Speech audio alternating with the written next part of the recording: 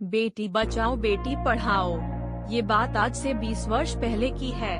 Master Dinanath एक छोटे शहर के सरकारी स्कूल में मास्टर थे। उनकी पत्नी का नाम कल्पना था। ईश्वर की कृपा से मास्टर जी के पास एक पुत्र और एक पुत्री थे। पुत्री का नाम सुषमा तथा बेटे का नाम नरेश था। कुल मिलकर एक छोटा सा खुशहाल परिवार था। जीवन में कोई परेशानी नहीं थी। सरकारी नौकरी के कारण इतनी आय हो जाती थी कि जीवन के खर्चे आसानी से न निकल सके। सुषमा 12वीं कक्षा में पढ़ रही थी और नरेश अभी 8वीं कक्षा में पढ़ रहा था।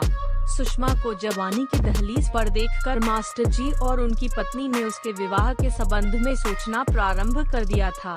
उन दिनों लड़कियां की शादी कम उम्र में ही कर देने का रिवाज था।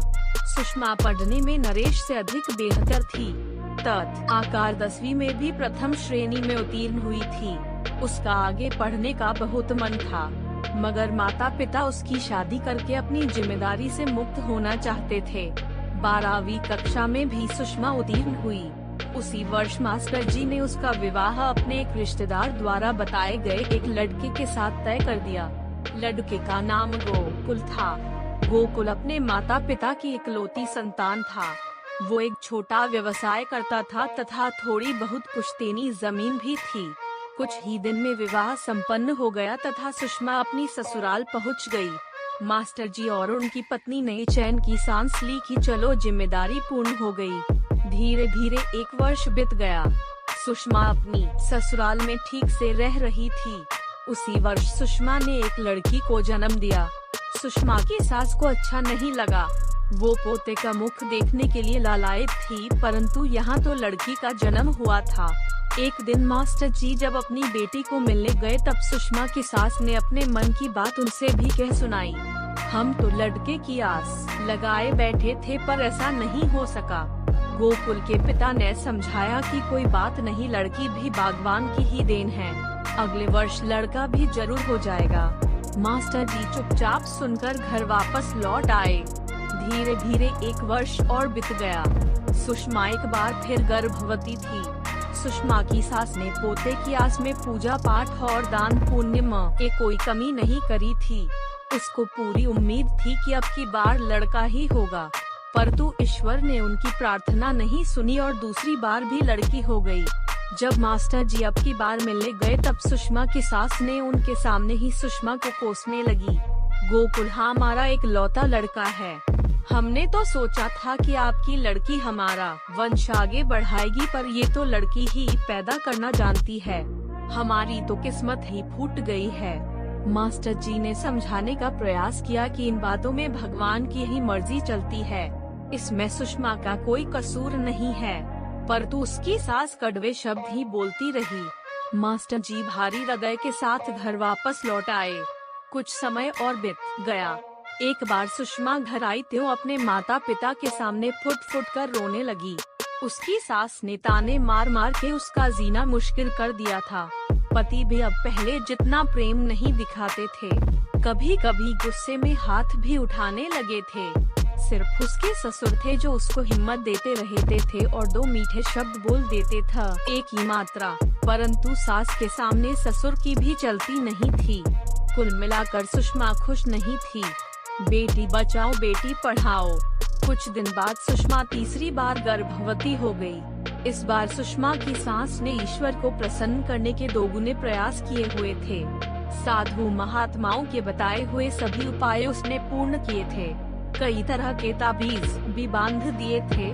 मास्टर जी और उनकी पत्नी भी इस बार ईश्वर से हाथ जोड़कर प्रार्थना कर रहे थे कि सुषमा को पुत्र रत्न की प्राप्ति हो जाए। धीरे धीरे सुषमा के प्रसव का समय नजदीक आने लगा। सबके दिलों की धड़कन तेज थी, परंतु इस बार भी उनके मन की मुराद पूरी नहीं हुई। सुषमा ने तीसरी बार एक लड़की को जन्म दिया था। पूरे घर में मातम छाया हुआ था। इस बार जब मास्टर जी सुषमा के घर मिलने पहुँचे तो उसकी सास आग बबूला हो रही थी। मास्टर जी को जलपान को भी नहीं पूछा गया। सुषमा की सास जी भर के उसको गालियां दे रही थी। मास्टर जी सुषमा को झूठा दिलासा देकर अपने घर लौट आए। कुछ दिन बाद पता चला कि सुषमा के ससुर गंभीर रूप से बीमार हैं। उनका एक से एक अच्छी जगह इलाज करवाया गया, परंतु कोई भी लाभ नहीं हुआ। उनके इलाज में जो थोड़ी बहुत जमीन थी वह भी बिक गई थी। एक दिन ऐसा आया जब वह स्वर्ग सिधार गए। उनके जाने के बाद सुषमा के और भी बुरे दिन शुरू हो गए। जब तक ससुर जीवित थे तो सुषमा को उनका सहारा था। तिनके का ही सहारा था, परंतु डूबते के लिए तो वही काफी होता है। अब तो सास उसको पानी पी पी कर कोसते थी। गोकुल अब शराब पीने लगा था। छोटी से छोटी बात पर सुषमा पर हाथ उठाने लगा था। आकार जमीन तो बिक ही चुकी थी, उसका व्यवसाय भी अब अच्छा नहीं चल रहा था। सुषमा जितनी रोटियां नहीं खाती थी उससे कई गुना अधिक गालियां खाती थी। सास उसको और उसकी लड़कियों को मनहूस कहती थी तथा घर में गरीबी बढ़ने के लिए उसको ही दोष देती थी। सुषमा का जीवन नर्क बन चुका था। डंडा। एक दिन मास्टर जी से मिलने सुषमा के गांव से एक परिचित आए। उनसे सुषमा पर हो रहे अत्याचार के बारे में पता चला। मास्टर जी को सारी रात नींद नहीं आई। अगले दिन मास्टर जी सुबह सुबह सुषमा के घर पहुंच गए। सुषमा को देखा तो पहचान ना सके। सुख के कांता हो चुकी थी तथा आंखों के नीचे काले गड्ढे साफ दिखाई दे रहे थे। बड़ी लड़की नाना का हाथ पकड़ के खड़ी हो गई। मास्टर जी ने कहा, गोकुल बाबू, आज मैं आपसे कुछ मांगने आया हूँ। आपकी लड़की के भाग्य से हम बर्बाद हो चुके हैं। अब क्या मांगने आए हो? गोकुल ने रुखाई से उत्तर दिया, मैं चाहता हूँ कि आप अपनी 2 लड़कियाँ मुझे सौंप दीजिए, मैं उन्हें अपने साथ ले जाना चाहता हूँ। गोकुल ने कहा, 2 ही क्यों, तीनों को ले जाओ। उसको भी ले जाऊंगा, मगर अभी वह बहुत छोटी है।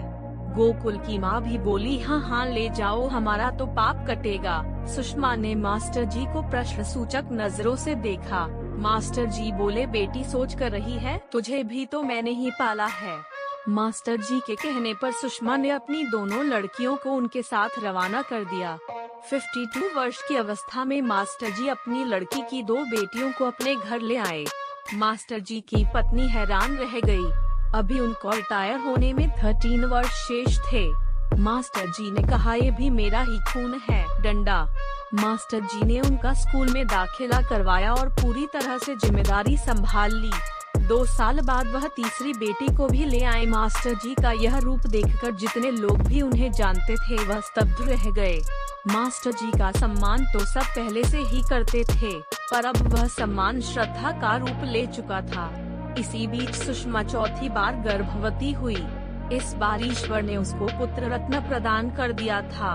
उसकी सास ने पोते का मुंह देख ही लिया। मास्टर जी बहुत धनी नहीं थे। उन्हें पता नहीं था कि वह इन लड़कियों की शादी कैसे कर पाएंगे, पर वह उनको पढ़ाते चले गए। एक मास्टर के पास जान की दौलत ही तो होती है। मास्टर जी ने लड़कियों को पढ़ाना ही अपने जीवन का उद्देश्य बना लिया था। लड़कियां भी पढ़ाई में अपनी मां की तरह ही तेज थी। तीनों ही प्रथम श्रेणी में उत्तीर्ण होती रहीं। सबसे बड़ी लड़की ने BSc MSc पूर्ण कर लिया। फिर मास्टर जी का एक पूर्व छात्र जो शहर में प्रोफेसर बन चुका था, उसने अपने अधीन उस लड़की को PhD पूर्ण करवाई। अब उस लड़की के नाम के आगे डॉक्टर लग गया। आज वो लड़की भी बड़े कॉलेज में प्रोफेसर बन चुकी है और उसकी शादी अपने साथ ही PhD करने वाले एक लड़के से हो गई। जहां पैसे की 1 रुपए की मांग भी लड़की की शादी में नहीं की गई। दूसरी लड़की ने बहुत कम फीस पर एक सरकारी इंजीनियरिंग कॉलेज से पढ़ाई पूर्ण की। आज वो देश की सबसे बड़ी कंपनी धीरूभाई अंबानी की रिलायंस कंपनी में कार्यरत है। उसका विवाह भी एक कंपनी के ही सहकर्मी से बिना किसी दहेज की मांग के हो चुका है। तीसरी लड़की भी एक अच्छे परिवार की बहू बन चुकी है। सुषमा की सास अब जीवित नहीं है। गोकुल अब पहले से संपन्न है और सुषमा अब उसके साथ और बेटे के साथ सुखी है।